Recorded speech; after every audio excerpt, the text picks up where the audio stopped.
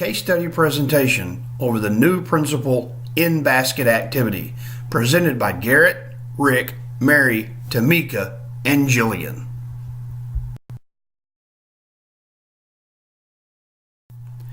While Mr. Brown was hired as the new principal of Kennedy School on August 11, he was unable to report to school until the weekend of August 22nd, 23rd. When he arrives at school, he discovers that he has 19 messages from teachers, staff, students, parents, and community members that he needs to respond to.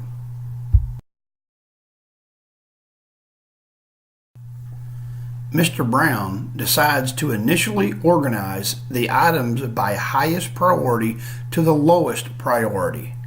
Highest priority items included items 3, 7, 8, 9, 13, and 16, which mainly dealt with the items that affected the well-being of students and faculty. Moderate priority items included items 1, 2, 4, 5, 10, and 15 that needed to be addressed by communicating with the staff and students directly. Low priority items included items 6, 11, 12, 14, 17, 18, and 19 that needed to be dealt with but were not time sensitive. In this chart, you can see the item numbers as well as the subject of each item. After organizing the items by priority, Mr. Brown is able to combine some items together to be addressed at one time during in-service meetings as well as parent newsletters. Mr. Brown will address the following items during in-service with faculty and staff. Those items are 1, 4, 6, 7, 8, 12, 14, and 16. Mr. Brown will utilize a parent letter to be sent out at the beginning of school to address items number 1, 12, and 13. After communicating with the recipients about each item, Dr. Brown realized that some of these issues will need to continue to be monitored and assessed throughout the school year to determine if further changes will need to be implemented.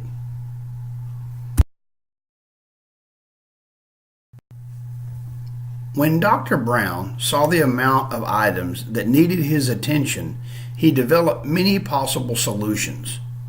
His first reaction was to answer them in order in which they were received so everyone would receive a timely response from the new principal.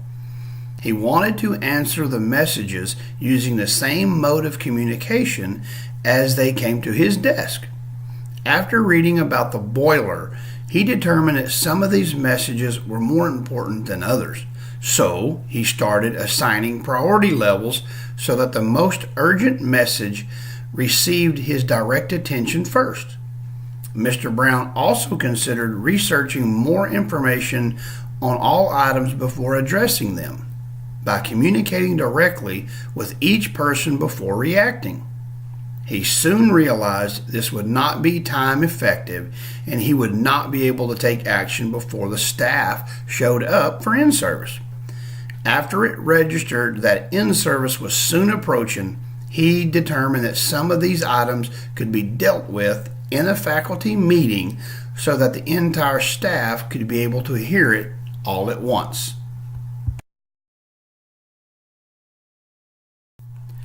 While Mr. Brown was hired as the new principal of Kennedy School on August 11, he was unable to report to school until the weekend of August 22nd, 23rd.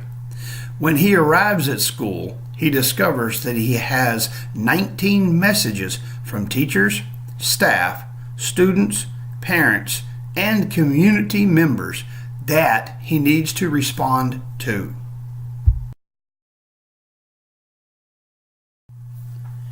After identifying the priority of each item, Mr. Brown organizes the items into the chosen type of communication and response for each item. It should also be noted that in some of his responses, it will require other actions outside of his response to each individual. Those actions are also included in Mr. Brown's responses to each of the 19 items that will be seen in the following slides. The first item that we will look at will be the items that were replied with an email and the information that was included in the email.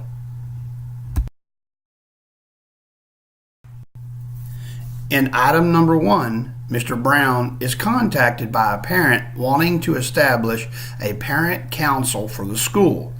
As the school has lacked having a PTA for the past couple of years, Mr. Brown believes that having a PTA would benefit the school greatly, and he would like to be able to send this information out to parents as soon as possible. He also believes that PTAs are successful when they are supported by teachers as well. He plans to reward teachers who join and will share that information during in-service. In item number 8, Dr. Brown is contacted by a substitute teacher who is concerned with the lack of lesson plans that the substitute teacher encounters when they come to school. Upon reading this message, Mr. Brown notes that this issue needs to be discussed with all teachers and staff during in-service, and a lesson plan policy will need to be enforced to ensure that substitutes have the necessary information to cover their classes. In item number 11, Dr. Brown received an email from the superintendent asking him to meet Monday afternoon of the second week of school. He will need to bring ideas on how to improve student achievement on test scores to share with the administrators of the other schools in the district. Mr. Brown is contacted by a custodian who is concerned about the increase of litter in hallways and in the cafeteria during lunch. Due to the lack of information on how this was handled in years past, Mr. Brown will also meet with the head custodian to discuss previous year's litter trash policy, as well as work to identify the areas that custodians, teachers, and students could improve. New expectations will be developed and will be given out to faculty and staff during in-service week. In item number 3, Mr. Brown is contacted by a teacher who has concerns that they will not start the first day of school with enough textbooks or supplies. This incident occurred last year, which did not allow the first week of school to run smoothly. As you can see by his response, Mr. Brown wants to reassure his faculty and staff that this situation will not occur again.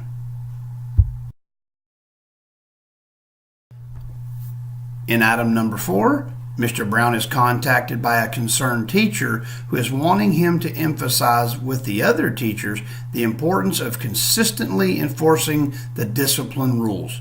The concerned teacher elaborates more on the teacher's inconsistency with student expectation in the classroom.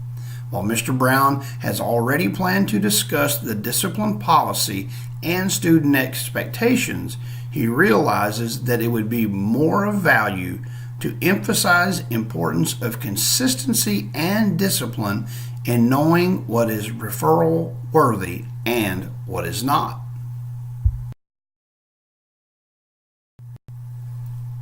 In item 15, Dr. Brown is contacted by the student council representatives who are formally recommending eliminating hall passes as they feel they are demeaning to students and reflect a lack of trust on part of the faculty and administration towards students. While Dr. Brown is impressed by their initiative and willingness to work with administration, this procedure is something that must continue to be used in school, as it is an accountability issue, as teachers and staff need to know where students are at all times. Mr. Brown is contacted by a parent whose two children will not be at school the first day, as they will not have returned from their family vacation. In his response, Mr. Brown reminds the parent that her children are responsible for completing all missing work, and it will be beneficial for the parent to contact her children's teachers ahead of time and make them aware of the situation. In this item, Mr. Brown is contacted by a parent who is requesting permission for his children to be absent for a month in the springtime so they can attend an international law conference in South Africa with their father. While Mr. Brown is concerned about the amount of days the students will be missing school, he also knows that this will be occurring during spring break and that students and teachers will now have months in advance to prepare for the extended absence. The next set of responses that we will look at will be the items that were replied to with a phone call and will include what information was discussed as well as additional actions that are needed.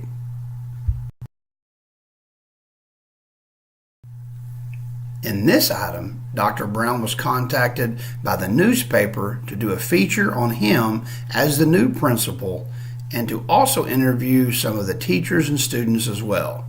This article was okayed because it would be a good way to introduce Dr. Brown to the community, highlight teachers and students, and shed a good light on the school.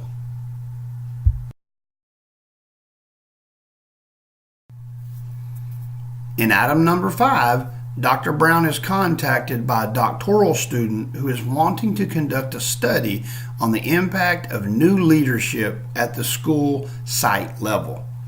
The main purpose of this study is to ascertain the kind of impact a new principal can have on a school. More information is needed before a decision can be reached at the campus level. Approval is needed from the superintendent as well as the parents of the study before it will happen.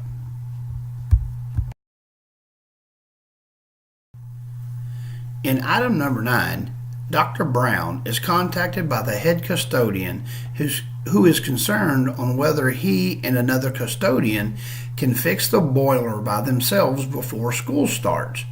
They are seeking help from upstate, but they will not be able to help until the week after Labor Day weekend, which means that the water will have to be turned off during the first week of school in order to repair the boiler. Dr. Brown believes that it would be best to be prepared as possible if this were to occur. He understands that providing drinking water and access to restrooms will be important and will need to talk to the superintendent to determine the proper protocol.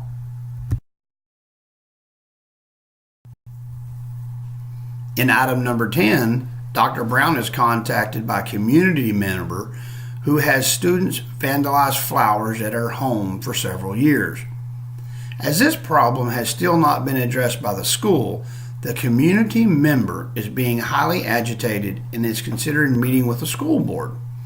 As this behavior is unacceptable and has been neglected, Dr. Brown understands that fixing this issue could lead to a community member getting involved with the school and improve the image of the school.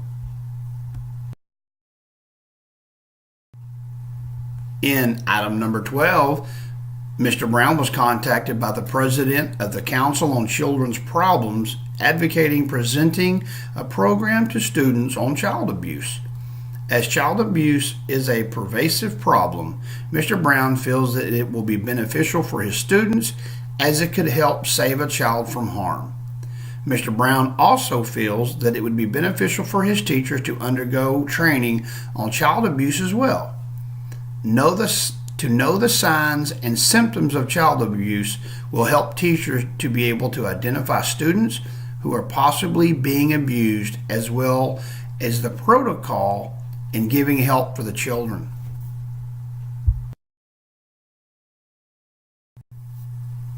In item number 13, Dr. Brown was contacted by the principal's secretary who is requesting information on his ideas for teacher in-service, as well as if he would be sending a message to the parents.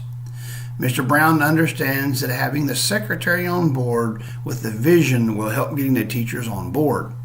She knows the heartbeat of the school, and she will be able to get Dr. Brown off to a good start. While Mr. Brown will meet and discuss some of these items with the original recipients, he will also relay pertinent information to his faculty and staff during meetings and individual meetings during the in-service week. The next set of items responses will show what is included in each of these meetings.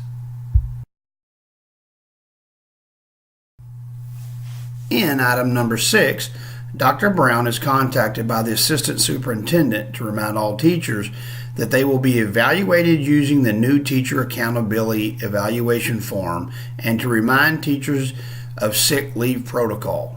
New accountability evaluation needs to be taken serious so that teachers know the expectations, and the administration needs to know that the information is being dispersed. The higher administration is also growing concerned that teachers are starting to abuse sick leave days, as there was an apparent abuse in them being used last year. As this is growing concern, administration needs teachers to understand the importance of following protocol when ill. Item number 7. Dr. Brown is contacted by a teacher who wishes to discuss an urgent matter regarding another staff member in a confidential meeting. The concerned teacher wants a guarantee in writing that everything that she says will be strictly confidential and that she will not be revealed as the source. Dr. Brown needs to know this person for one of two reasons. One, she's either an instigator and can cause problems among staff, or she knows a lot about the school and is reporting a valid concern. The final item, number 14, Dr. Brown is contacted by a teacher pursuing an advanced degree who will need to leave early every Monday this fall. This is 10 minutes after the students are dismissed to get to her university class. While she will be leaving after the dismissal of students, she will not fulfill her teacher duty of staying until the required time. Although registration has already happened and the past cannot be changed, Dr. Brown does not want to set a precedent that this will happen in the future, so prior approval must be granted.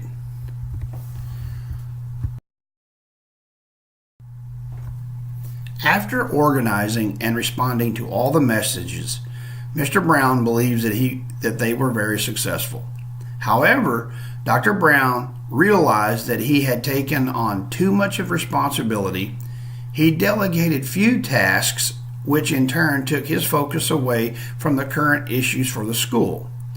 Due to this realization, Dr. Brown has assigned additional managerial tasks to his assistant principals, such as the oversight of custodians and the reporting and monitoring of student attendance.